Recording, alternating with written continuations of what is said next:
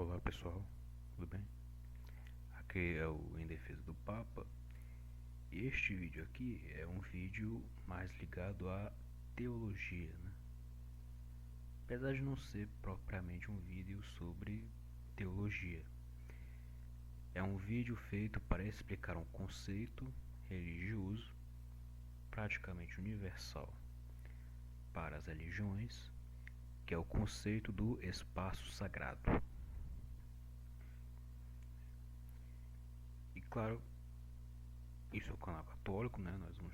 Eu pretendo tocar como esse conceito aparece na Bíblia Sagrada, no cristianismo, tudo. Mas o conceito é algo muito universal, né? Que aparece em tudo que é religião.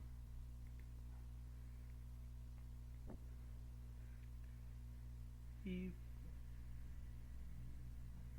entender o conceito de espaço sagrado é algo muito interessante para entender conceitos diretamente associados, né? Então, esse conceito de pureza e impureza, né? No ponto de vista ritual, conceito de sacralidade, o sagrado e o profano, né? Inclusive, parte da razão que eu decidi fazer esse vídeo é porque sábado às 20 horas, né, nosso amigo aqui, Henrique Asclepio, vai fazer uma aula aberta sobre o sagrado e o profano no filme O Poderoso Chefão.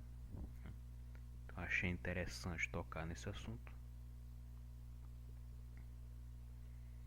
E sobre a questão, claro, da santidade, né?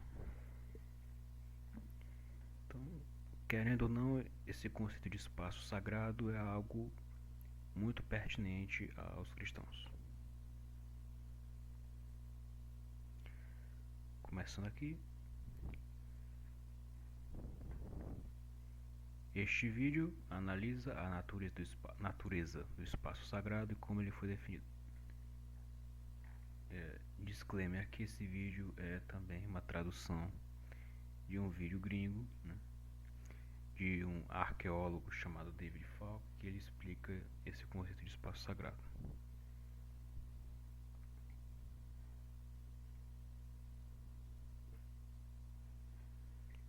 Claro, né, a referência aqui usada, né, como nós somos cristãos, nós estamos interessados no contexto bíblico, vai ser o dos povos do Oriente Próximo Antigo, né? Então, olha pessoal, é o seguinte: a Bíblia Sagrada está cheia de linguagem religiosa, falando sobre rituais, templos, etc. O propósito do ritual religioso era permitir que os homens entrassem no espaço sagrado para interagir com os deuses. Isso para as religiões em geral, né? Não só o judaísmo. Esse é o propósito do ritual religioso: permitir que os homens entrem no espaço sagrado para que então, né, interajam com os deuses. Este assunto é importante porque muita coisa mesmo, da linguagem ritual bíblica vem deste entendimento, assume este entendimento como dado. Por exemplo, é impossível você entender a expulsão de Adão e Eva do Jardim do Éden sem entender a sua simbologia ali como um templo, como um espaço sagrado, né? Claro, existe ali uma miríade de interpretações aí de vários campos, né? Interpretações ali psicológicas, analógicas da vida humana. Mas, de um ponto de vista do sentido original, né, e imediato do texto, né, você não entende, você não capta se você não tiver essa noção de que o Éden é um espaço sagrado, o Éden é fundamentalmente um templo, né, e que por isso que Adão e Eva foram expulsos do Jardim do Éden. E mesmo entender rituais praticados em templo templo, é algo muito difícil sem você entender como é que o espaço sagrado funciona.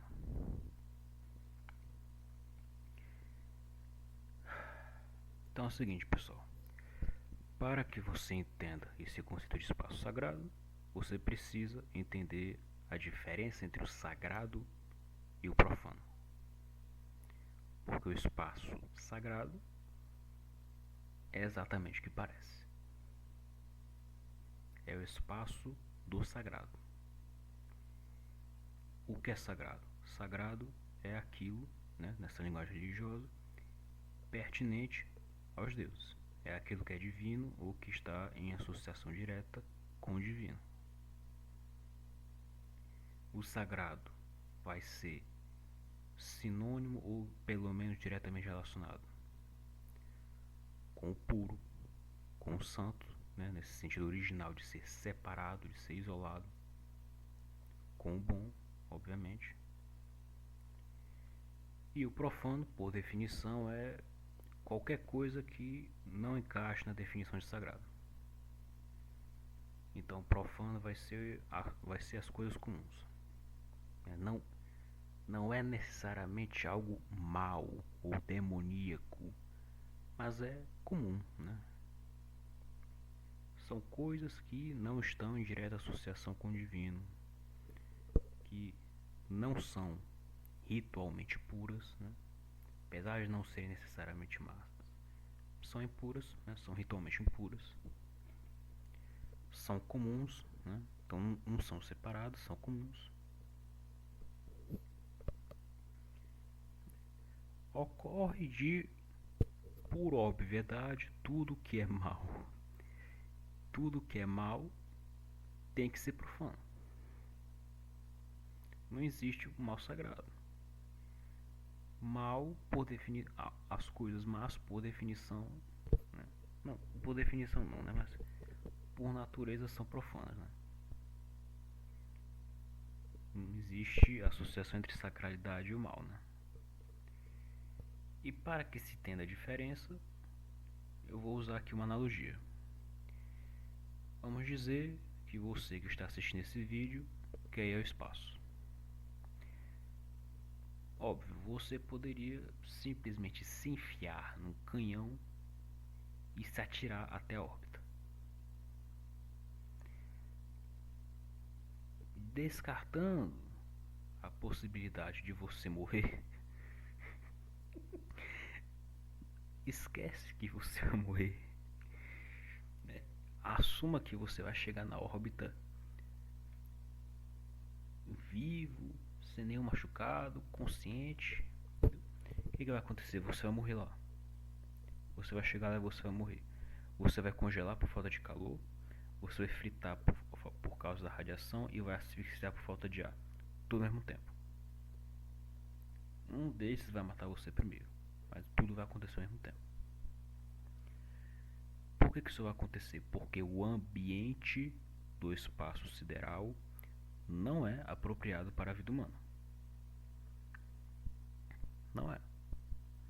Você sai desse ambiente apropriado da vida humana, que é essa nossa biosfera, para ir para o espaço, você vai morrer, porque você está entrando num ambiente onde não cabe a vida humana. Por isso, né, quando mandamos alguém para o espaço, usamos um foguete, né, uma cápsula espacial, porque a ideia ali é criar no espaço um ambiente apropriado para a vida humana ao enviar para lá coisas, um ambiente apropriado para a vida humana criado aqui. Então tem que levar oxigênio daqui para lá, tem que fazer um ambiente apropriado para a vida humana aqui para levar para lá, porque lá não é apropriado para a vida humana. É por isso, né, as pessoas, né, na estação espacial conseguem sobreviver. De forma similar, né, de forma análoga, O espaço sagrado é o ambiente criado para ser apropriado para seres santos, né, e sagrados. É isso. Por conta disso, ele tem que ser puro, né, ele tem que ser limpo, ele tem que ser separado, ele tem que ser respeitado. Rituais devem ser aplicados para tornar este espaço apropriado ali para o ser santo, né, para o ser sagrado, que vai ser um Deus, um anjo, alguma coisa assim. Em nossa linguagem moderna, isso seria chamado de efeito de campo, né, que é o que você experiencia, por exemplo, quando você entra numa sala com ar-condicionado e você nota uma diferença de 10 graus entre o lado de fora e aquela sala em específico onde está ar-condicionado. O frio ali é o efeito de campo. Só existe ali naquela sala, você sai da sala, não tem mais lá, não tem mais o frio, não. É isso. Aí o que que acontece? O que os povos do Oriente Próximo faziam era criar áreas em templos que tinham ícones que magicamente criavam certos efeitos que eram apropriados para seres divinos. Agora, olha, algo para se entender. Cada um dos ícones usados no Oriente Próximo Antigo tinham significância e poder mágico únicos.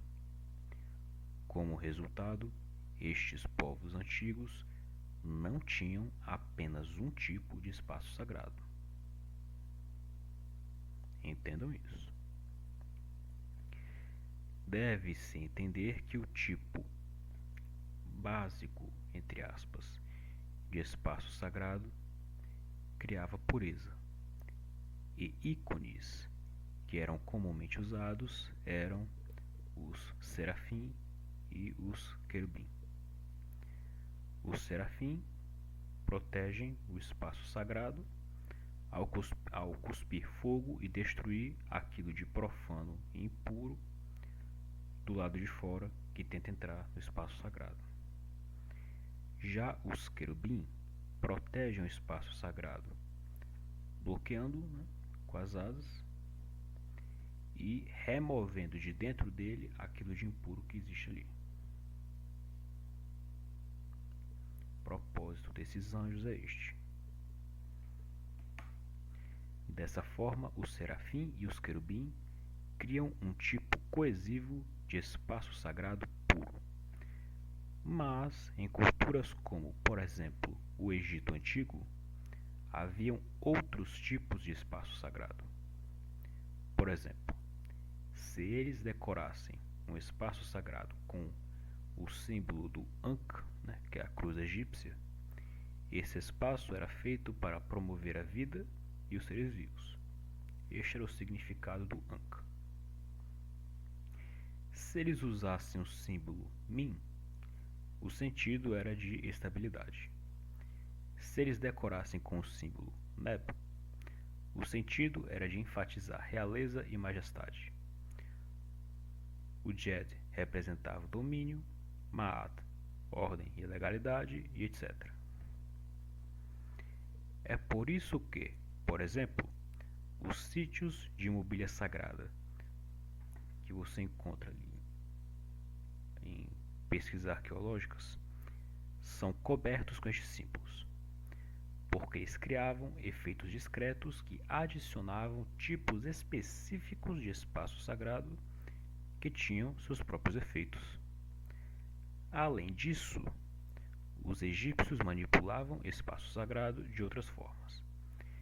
Eles podiam pôr símbolos na tampa de uma caixa para criar um espaço sagrado dentro da caixa, o que era ali um ritual usado para transformar oferendas impuras em oferendas ritualmente puras. Eles também punham estes símbolos nos recipientes em que guardavam cervejas, nos túmulos e até nos tronos reais. Agora olha só que coisa interessante desse conceito de espaço sagrado. Também é possível multiplicar o efeito da santidade e da sacralidade do espaço sagrado ao pôr um espaço sagrado dentro de outro, para que ele se torne um espaço ainda mais sagrado. Este é o meio através do qual o Santo dos Santos era criado. Então, quando nós olhamos para o texto bíblico que fala sobre o tabernáculo, nós vemos que não havia apenas uma, mas duas tendas: a tenda externa e a tenda interna. E dentro da tenda interna estava o Santo dos Santos, onde a Arca da Aliança era mantida. Mesmo no Templo de Jerusalém, haviam as três cortes: a corte das mulheres, que era a mais externa, a corte dos homens e a corte dos sacerdotes, que era a mais interna. Mas dentro da corte dos sacerdotes estava o próprio templo. E dentro do próprio templo havia outra seção de espaço sagrado chamada de Santo dos Santos, que era coberto por um véu. Cada camada de espaço sagrado multiplicava a santidade do lugar. Querubim são usados no tabernáculo para mostrar que o tabernáculo era sagrado. E também encontramos referências bíblicas para outras formas de espaço sagrado. Por exemplo, em Ezequiel 28:14 é mencionado um lugar no reino celeste que é descrito como as pedras de fogo. Ele não está na terra. Esse lugar não é um lugar na terra, mas ele é descrito como pedras de fogo. Então ali já dá para você captar que se trata de um espaço sagrado qualitativamente diferente. Então, não é um espaço comum, entre aspas. É isso, pessoal? Espero que a minha explicação tenha ficado clara. Entendeu? Até a próxima. Deus abençoe.